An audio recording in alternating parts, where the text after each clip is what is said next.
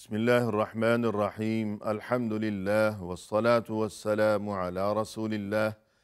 وعلى آله وأصحابه أجمعين أما بعد ناظرین کرام السلام علیکم ورحمۃ اللہ وبرکاتہ۔ شرح الادب المفرد کے عنوان سے اس پروگرام کے ہمراہ ہم آپ کی خدمت میں حاضر ہیں، اور اس سے قبل گزشتہ ملاقات کے موقع پر ہم یہ پڑھ رہے تھے امام بخاری رحمہ اللہ کی یہ کتاب کہ جس کا نام ہے الادب المفرد۔ اس کتاب میں یہ باب نمبر 197 کہ جس کا عنوان قائم فرمایا ہے امام بخاری رحمہ اللہ نے، فرمایا کہ باب من کرہ امثال السوء، یعنی جس کسی نے بری مثال کو برا ہی سمجھا۔ اور جیسا کہ اس سے قبل ہم یہ تذکرہ کر چکے ہیں کہ بری مثال سے مراد ہیں برے اوصاف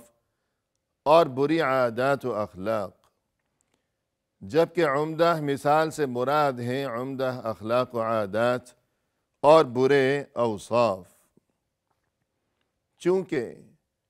اللہ سبحانہ و تعالی کی شان یہ ہے کہ وہ ہر خیر و خوبی سے متصف ہے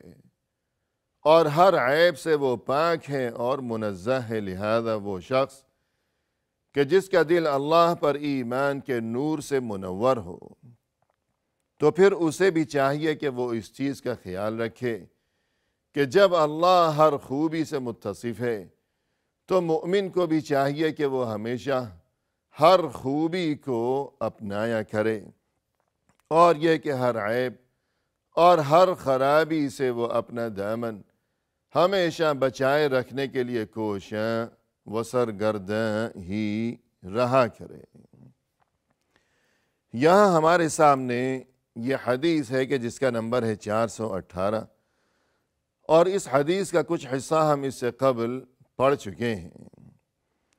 اور اس حدیث کی تشریح کے دوران گفتگو یہاں تک پہنچی تھی کہ فرمایا رسول اللہ صلی اللہ علیہ وسلم نے کہ المؤمن غر کریم، کہ مؤمن کی کیفیت یہ ہوا کرتی ہے کہ وہ صاف دل ہوا کرتا ہے، اور یہ کہ وہ مہربان ہوا کرتا ہے۔ والفاجر خب لئیم، جبکہ جو کوئی برا انسان ہے اس کی کیفیت یہ ہوا کرتی ہے کہ وہ مکار اور گھٹیا قسم کا انسان ہوا کرتا ہے۔ اور ہم نے اس سے قبل یہ گفتگو کی کہ آپ صلی اللہ علیہ وسلم نے مومن کے بارے میں یہ جو ارشاد فرمایا کہ وہ غر یعنی صاف دل ہوا کرتا ہے، تو اس سے بتانا اور سمجھانا یہ مقصود ہے کہ چونکہ اس کا اپنا دل ہمیشہ صاف ہوا کرتا ہے، یعنی جو زبان پر ہے وہی دل کے اندر بھی ہے، کہ جس طرح اس کا ظاہر ہے بعینہ اسی طرح اس کا باطن بھی ہے، اور جو کچھ وہ زبان سے کہتا ہے وہی کچھ اس کے دل کے اندر بھی ہوا کرتا ہے۔ اور یہ کہ وہ صاف دل قسم کا انسان ہے، لہذا وہ اپنی طرح دوسروں کو بھی وہ سبھی کو اچھا انسان اور صاف دل انسان ہی وہ سمجھا کرتا ہے، چونکہ یہ حقیقت ہے کہ انسان خود جیسا ہوا کرتا ہے کہ جس طرح خود اس کی اپنی اخلاق و عادات ہیں، اور جس طرح خود اس کی اپنی سوچ ہوا کرتی ہے کسی بھی انسان کی، تو اسے دوسرے سبھی انسان بھی ویسے ہی نظر آیا کرتے ہیں کہ اگر کوئی شریف انسان ہے تو وہ دوسروں کے بارے میں بھی یہی خوش گمانی رکھا کرتا ہے کہ جو کوئی میرے سامنے ہے، جس کسی کے ساتھ میرا کوئی معاملہ چل رہا ہے، کوئی رشتہ طے پانے والا ہے یا خرید و فروخت کا کوئی وہاں سلسلہ ہو یا جو کچھ بھی معاملات درپیش ہوں، ہر ایک کے بارے میں یہ انسان یہی انداز فکر رکھتا ہے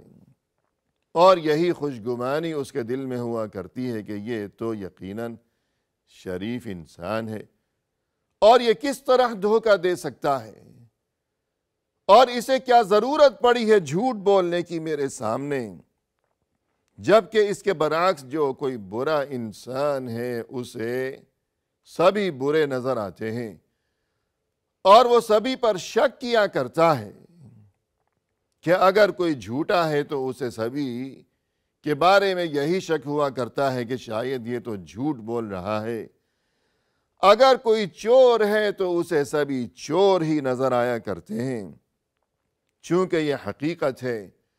اور انسان کا یہی مزاج ہوا کرتا ہے۔ لہذا المؤمن غر کریم، مؤمن چونکہ غر یعنی صاف دل قسم کا انسان ہوا کرتا ہے، لہذا وہ سبھی کو صاف دل اور شریف انسان ہی سمجھا کرتا ہے وہ۔ اور پھر بطور خاص یہاں یہ جو غر کا لفظ استعمال کیا گیا تو اس میں یہاں یہ معنی اور یہ مفہوم بھی بطور خاص بتانا مقصود ہے کہ غر اور اسی طرح اغترار اور اسی طرح غرور، اس میں در حقیقت دھوکے کے معنی بھی پائے جاتے ہیں۔ مثلا غرور یعنی جو کوئی غرور دکھاتا ہے وہ دھوکے میں مبتلا ہے، خود اپنے آپ کو وہ دھوکہ دے رہا ہے کہ یہ انسان، یہ حقیر قسم کا انسان، کہ حقیر سے مراد یعنی کہ اللہ نے انسان کو نطفے سے پیدا فرمایا ہے، یہ تو انسان کی حقیقت ہے کہ ایک قطرے سے پیدا شدہ یہ انسان۔ اولم یر الانسان انا خلقناہ من نطفہ فاذا هو خصیم مبین، کیا انسان اس حقیقت کو بھول گیا؟ کیا انسان نہیں دیکھتا اس بات کو، اپنی اس حقیقت کو وہ نہیں دیکھتا اور نہیں سمجھتا کہ ہم نے تو اسے پیدا کیا ہے ایک نطفے سے، پانی کے ایک قطرے سے۔ فَإِذَا هُوَ خَصِيمٌ مُّبِينٌ، مگر اس کی کیفیت یہ ہو گئی کہ جوان ہونے کے بعد، طاقتور ہو جانے کے بعد وہ جھگڑالو بن گیا، جھگڑا کرتا ہے وہ دوسروں کے ساتھ، اور یہ کہ کسی کو بے عزت کیا، کسی کو زد و کوب کیا، کسی کو ستایا، کسی کا حق دبایا، حالانکہ کس قدر کمزور چیز سے اللہ نے اسے پیدا کیا ہے۔ اور جیسا کہ مثال مشہور ہے، فرمائے کہ اولہ نطفہ وآخرہ جیفہ، کہ انسان کی حقیقت تو بس اتنی سی ہے کہ اولہ نطفہ، کہ ابتدا میں وہ تو ایک حقیر سا قطرہ تھا، پانی کا ایک قطرہ، ایک نطفہ حقیر،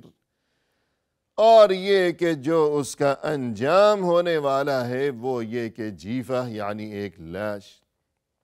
تو جب انسان کا یہ اول و آخر ہے اور انسان کا یہ آغاز اور یہ انجام ہے، پھر اس کے باوجود اگر انسان غرور کرے گا، تکبر دکھائے گا، تو اس کا مطلب یہ ہوا کہ وہ دھوکے میں مبتلا ہے۔ غرور یعنی دھوکہ۔ وَمَا الْحَيَاةُ الدُّنْيَا إِلَّا مَتَاعُ الْغُرُورِ، قرآن کریم میں فرمایا کہ یہ جو دنیا کی زندگی ہے، یہ چند روزہ زندگی، یہ تو محض دھوکے کا ایک سامان ہے کہ یہاں کی رونقیں، یہاں کی یہ چمک دمک، یہاں کا یہ مال و متاع، یہ سب کچھ دھوکہ ہے۔ کوئی دھوکہ نہ کھائے، کوئی اس دھوکے میں نہ آ جائے، بلکہ جو حقیقت ہے اسے انسان ہمیشہ ذہن نشین رکھے کہ یہ دنیا تو محض یہ تو مسافر خانہ ہے، چند روزہ یہ عارضی و فانی زندگی، اور اس کے بعد یہ کہ جب یہ آنکھیں بند ہو جائیں گی تب در حقیقت آنکھیں کھلنے کا وقت آئے گا، اور یہ کہ فَبَصَرُكَ الْيَوْمَ حَدِيدٌ کہ دیکھو فَكَشَفْنَا عَنْكَ غِطَاءَكَ فَبَصَرُكَ الْيَوْمَ حَدِيدٌ کہ روح جب تمام جسم سے گزرنے کے بعد تمام جسم سے چلتی ہوئی یہ روح جب گلے میں آ پہنچی ہے اور گلے سے غر غر کی آوازیں آنے لگی ہیں تو فَكَشَفْنَا عَنْكَ غِطَاءَكَ دیکھو اے انسان، اب ہم نے تمہاری آنکھوں سے پردے کو ہٹا دیا ہے۔ فَبَصَرُكَ الْيَوْمَ حَدِيدٌ اب تمہاری یہ آنکھیں یہ تو بہت تیز ہو گئی ہیں کہ زندگی بھر تم ان آنکھوں سے جن فرشتوں کو اور جن مناظر کو نہیں دیکھ سکے تھے آج پردے ہٹا دیے گئے۔ دنیا والے یہ سمجھ رہے ہیں کہ آنکھیں بند ہو رہی ہیں، موت کی غشی طاری ہو رہی ہے، لیکن در حقیقت آنکھیں اب کھل رہی ہیں۔ تو انسان اگر اس حقیقت کو فراموش کیے رکھے اور دنیا میں دل لگائے رکھے تو اس کا مقصد یہ ہوا کہ وہ بڑے دھوکے میں مبتلا ہے۔ الغرض ناظرین کرام، غر یا غرور اس میں دھوکے کے معنی بھی پائے جاتے ہیں، لہذا بتانا یہ مقصود ہے کہ مومن چونکہ صاف دل ہوا کرتا ہے اس لیے وہ سبھی کو اپنے ہی جیسا وہ شریف انسان سمجھا کرتا ہے، لہذا نتیجہ یہ برآمد ہوتا ہے کہ وہ بعض اوقات دھوکہ کھا جاتا ہے۔ غر یعنی دھوکہ کھا جاتا ہے، اس کے ساتھ دھوکہ ہو جاتا ہے، لوگ اسے دھوکہ دے ڈالتے ہیں کہ یہ تو سیدھا سادھا انسان ہے، لیکن اگرچہ وہ دھوکہ کھا گیا کیونکہ اس نے سبھی کو اپنے ہی جیسا شریف انسان سمجھا اور یوں خوش گمانی کی وجہ سے وہ دھوکہ کھا گیا، لیکن کریم دوسری صفت یہ کہ کریم چونکہ وہ کریم ہے اور چونکہ وہ مہربان ہے، وہ تنگ دل نہیں ہے، وہ بخیل نہیں ہے، وہ کنجوس نہیں ہے، وہ کم ظرف نہیں ہے، اس کا دل چھوٹا نہیں ہے، اور یہ کہ دنیا کا یہ حقیر مال و متاع یہ اس کا مطلوب و مقصود نہیں ہے، وہ پیسے کا پجاری نہیں ہے، لہذا دھوکہ تو وہ کھا چکا اور اسے بخوبی اس بات کا علم بھی ہو گیا کہ میرے ساتھ دھوکہ ہو چکا ہے، لیکن وہ فتنہ و فساد برپا نہیں کرتا بلکہ خاموشی اختیار کیا کرتا ہے، فتنے سے وہ بچتا ہے، اور وجہ یہ ہے صبر کی اور برداشت کی اور خاموشی کی اور فتنے سے بچنے کی وجہ یہ ہے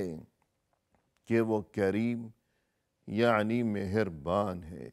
اس کا دل بڑا ہے، وہ معاف کرنے کا عادی ہے۔ جس نے اسے دھوکہ دیا ہے، قصور کیا ہے،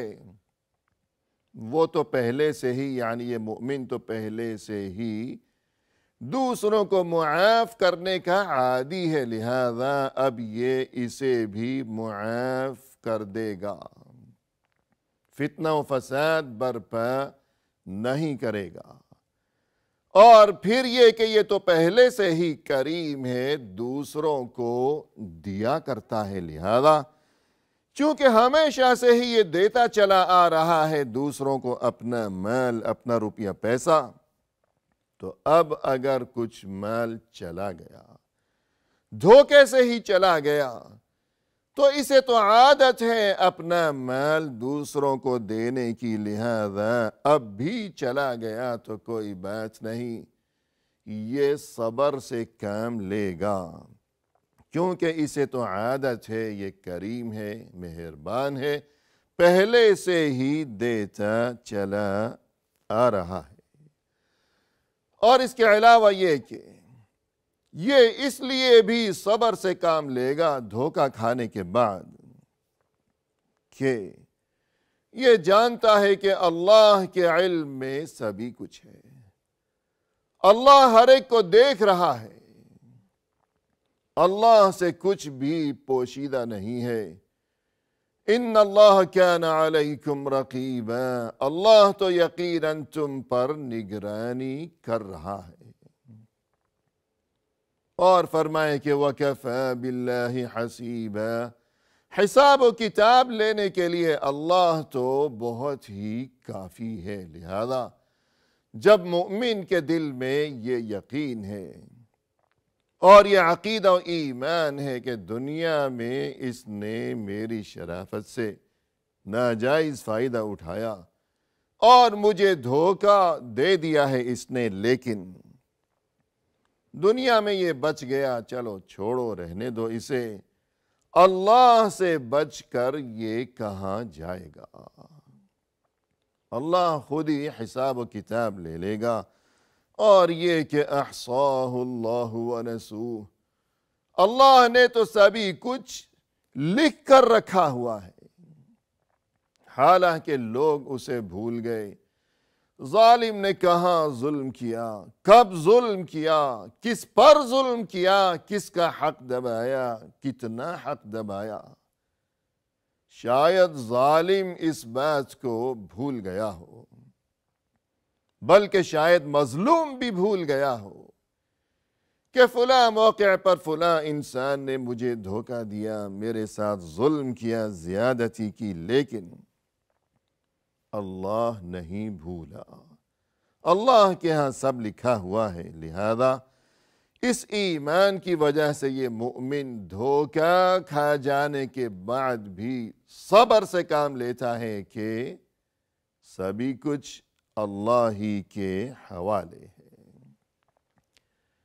اسی کے ساتھ ناظرین کرام، آج کی اس نشست میں ہم آپ سے اجازت چاہتے ہیں۔ فی امان اللہ، وآخر دعوانا ان الحمد للہ رب العالمین۔